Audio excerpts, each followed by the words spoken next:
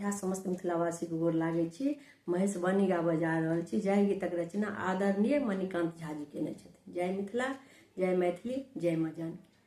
मसाने में धुनी रमायबे गौरी, मसाने में धुनी रमायब, मसाने में धुनी रमायबे गौरी, मसाने में धुनी रमायब।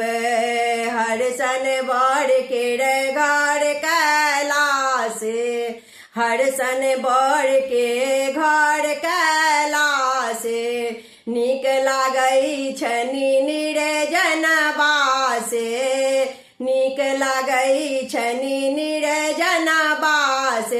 नैहर सुख बिसरायबे गौरी, मसाने में धुनी रमायब, नैहर सुख बिसरायबे गौरी, मसाने में धुनी रमायब, मसाने में धुनी रमायबे गौरी, मसाने में धुनी रमायब।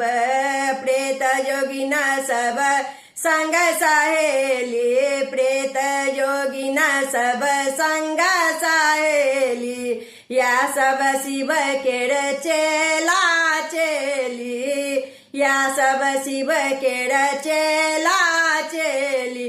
ओकरा ही संग गप्प लड़ायबे गौरी, मसाने में धुनी रमायब, ओकरा ही संग गप्प लड़ायबे गौरी, मसाने में धुनी रमायब, मसाने में धुनी रमायबे गौरी, मसाने में धुनी रमायब। त्रिभुवनपति छथ शिव सरकारे, त्रिभुवनपति छथ शिव सरकारे, तखन कथु केर की दरकारे, तखन कथु केर की दरकार।